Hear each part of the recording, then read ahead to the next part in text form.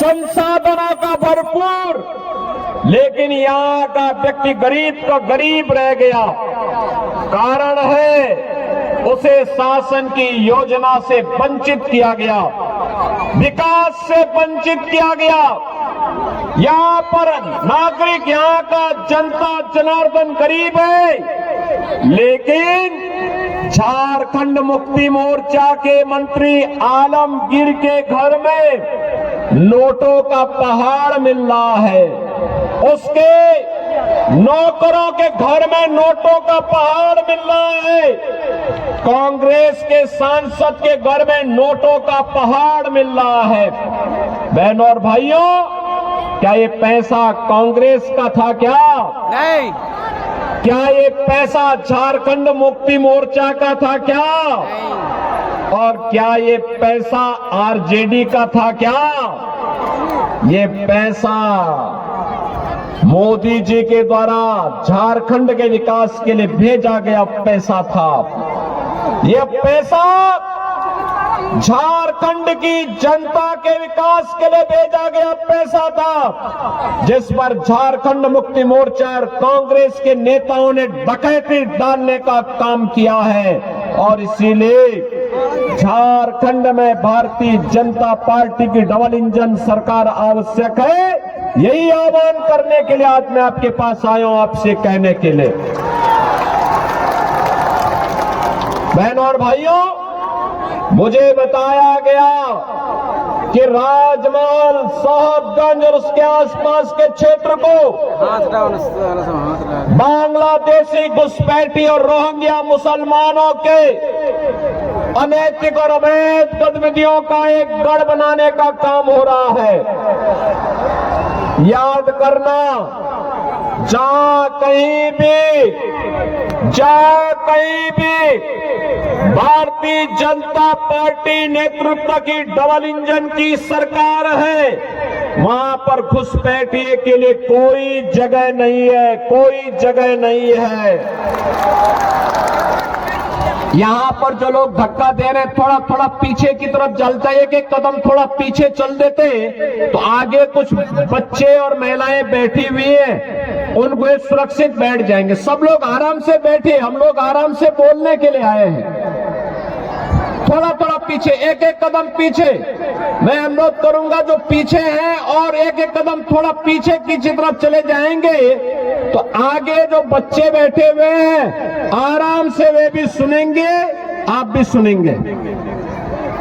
बहनों और भाइयों, मैं तो आपसे कहने के लिए आया हूं, एक ही बात कहने के लिए आया हूं, और बात कहने के लिए आया हूं। जैसे यूपी के अंदर, उत्तर प्रदेश के अंदर डबल इंजन की सरकार है, और डबल इंजन की सरकार होने के कारण उत्तर प्रदेश में न घुसपैठी है, न कोई गौ हत्या करने का दुस्साहस कर सकता है, न कोई किसी बेटी के साथ बेटी की इज्जत पर हाथ डालने का दुस्साहस कर सकता है। और अगर किसी ने घुसपैठ की, किसी ने बेटी की इज्जत में हाथ डालने का कार्य किया, किसी ने गौ हत्या किया, तो मान करके चलिए कि यमराज के घर के लिए उसका टिकट पक्का। यह काम केवल भाजपा करेगी, यह काम भाजपा गठबंधन ही कर सकता है, यह काम झारखंड मुक्ति मोर्चा और कांग्रेस नहीं कर सकती है। और इसीलिए मैं कहने के लिए आया हूं, बहनों और भाइयों, मोदी जी ने तो एक बात आपसे कही, और वह कही उन्होंने कि झारखंड में जैसे ही 23 नवंबर को अब तक जो रिजल्ट आएगा, पहले चरण का चुनाव संपन्न हो गया है। पहले चरण का चुनाव 43 सीटों पे संपन्न हो चुका है, और बाकी 38 सीटों पर 20 नवंबर को चुनाव होने जा रहे हैं। बहनों और भाइयों, अब तक के रुझान बताते हैं अब तक के रुझान बताते हैं कि भारतीय जनता पार्टी के नेतृत्व में एनडीए यहां पर 2/3 से अधिक सीटों पर विजयी बन करके पूर्ण बहुमत की सरकार बनाने जा रही है।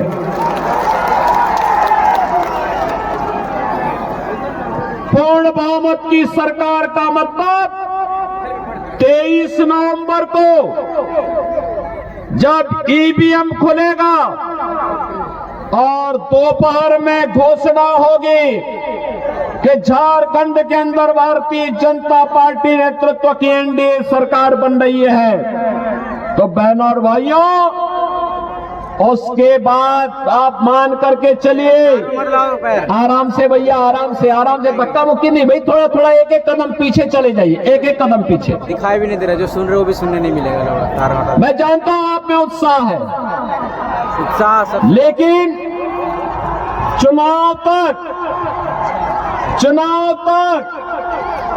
हमें जोश के साथ साथ होश भी बनाए रखना है। देखो आगे दिव्यांगजन बैठे हुए हैं, बेटियां बैठी हुई हैं, महिलाएं बैठी हुई हैं, और इसीलिए उत्साह भी होना चाहिए, लेकिन जोश के साथ साथ होश भी होना चाहिए।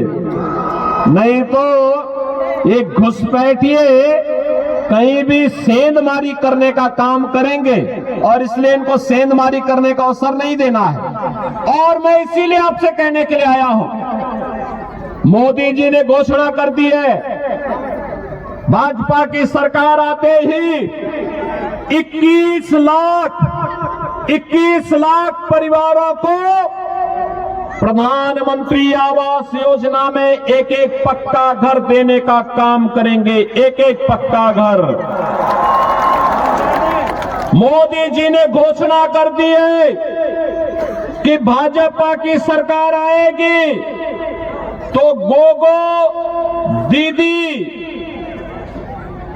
योजना के अंतर्गत हर महिला के खाते में हर महीने 2100 रुपये देंगे, 2100 रुपया हर महीना उपलब्ध करवाएंगे।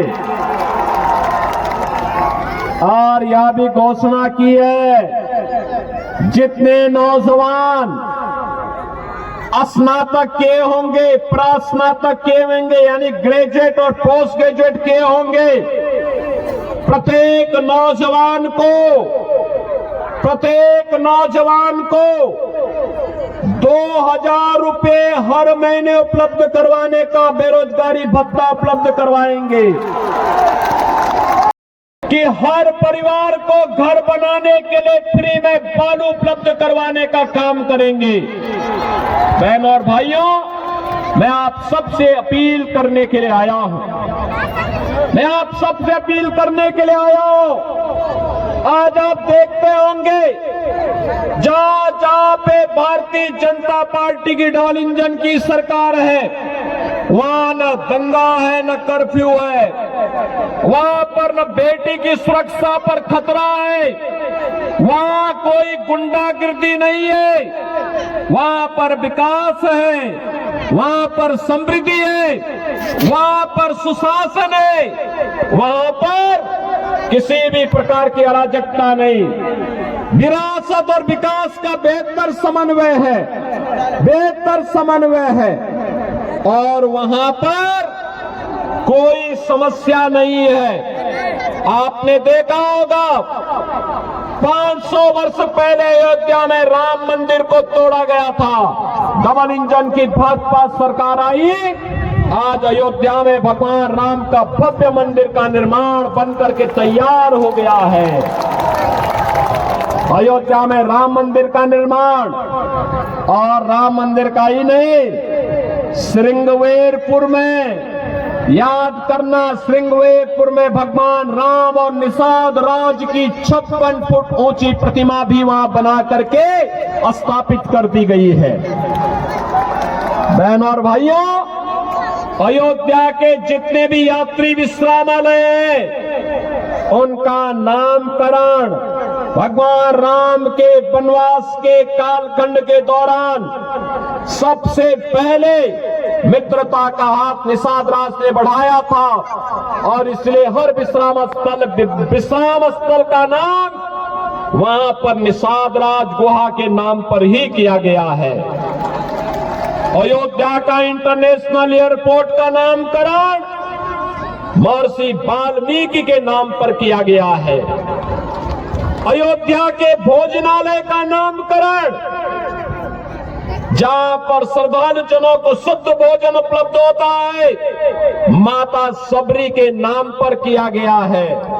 और इसलिए बहनों और भाइयों, मैं आपसे कहने के लिए आया हूं, भारतीय जनता पार्टी नेतृत्व की ये सरकारें सुरक्षा के लिए, सुशासन के लिए, समृद्धि के लिए कार्य कर रही है। देश तब गुलाम हुआ था जब हिंदू बटा था। बहनों और भाइयों, अब बंटना नहीं है। बटे थे तो कटे थे, बटे थे तो अब बंटना नहीं है। एक रहेंगे, एक रहेंगे, सेफ रहेंगे। एक रहेंगे, सेफ रहेंगे, न बटेंगे न कटेंगे। एक रहेंगे, सेफ रहेंगे। इस संकल्प के साथ हमें कार्य करना है और यही आह्वान करने के लिए आज मैं आपके पास आया हूं। बहनों और भाइयों, मैं आपसे कहना चाहता हूं, अयोध्या में अगर हिंदू बटा नहीं होता, 500 वर्ष पहले जाति के नाम पर बटा नहीं होता, तो अयोध्या में पान नहीं झेलना होता। अगर हिंदू बटा नहीं होता तो काशी में पान नहीं झेलना होता। हिंदू बटा नहीं होता तो मथुरा में पान झेलना नहीं होता। हम जब बटे थे तो अपमान झेलना पड़ा था। और इसीलिए मैं आपका आह्वान करने के लिए आया हूं कि बहनों और भाइयों, बंटना नहीं है। जाति के नाम पर बांटने वाले नेता समाज के दुश्मन है, देश के दुश्मन है। इनसे सावधान रहना है और सावधान रह करके एक भारत श्रेष्ठ भारत की परिकल्पना को साकार बनाने के प्रधानमंत्री मोदी जी के यहाँ आह्वान को आगे बढ़ाना है। विकसित भारत की परिकल्पना को आगे बढ़ाना है और विकसित भारत की इस परिकल्पना को आगे बढ़ाने के लिए आज मैं आपके बीच आया हूं, आपसे कहने के लिए भारतीय जनता पार्टी गठबंधन ने राजमहल विधानसभा सीट पर श्री अनंत कुमार ओझा जी को अपना प्रत्याशी बना करके उतारा है। अनंत ओझा जी को अपन चुनाव जिता करके भेजेंगे, भेजेंगे।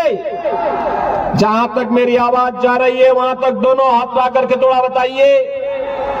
जहां तक मेरी आवाज जा रही है दोनों हाथ ला करके बोलिए। सभी लोग सहमत है ना? सभी लोग सहमत है ना?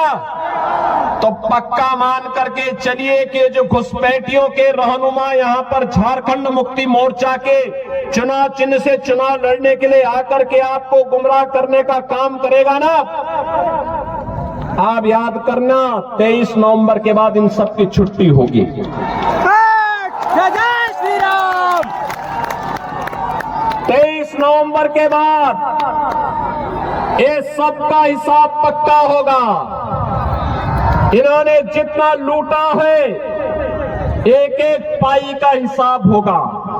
और इसीलिए कहने के लिए मैं आया हूं, गौ हत्या बंद होगी, बेटी और व्यापारी की सुरक्षा की पुख्ता व्यवस्था होगी। गोगो दीदी योजना के अंतर्गत हर महिला को 2100 रुपए हर महीने प्राप्त होंगे। 21 लाख परिवारों को एक एक आवास उपलब्ध होगा। और यही नहीं, हर नौजवान को 2000 रुपए महीने का बेरोजगारी भत्ता भी उपलब्ध करवाने का काम भारतीय जनता पार्टी की एनडीए सरकार कराएगी। सभी लोग सहमत हैं?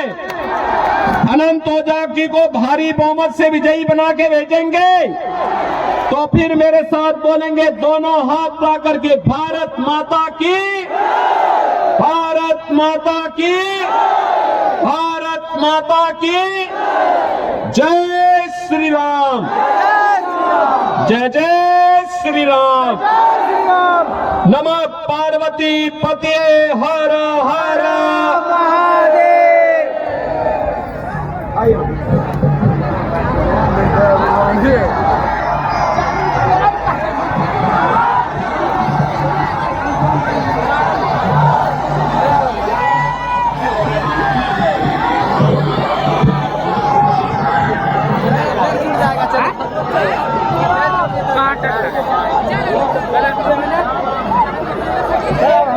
बहुत बहुत धन्यवाद।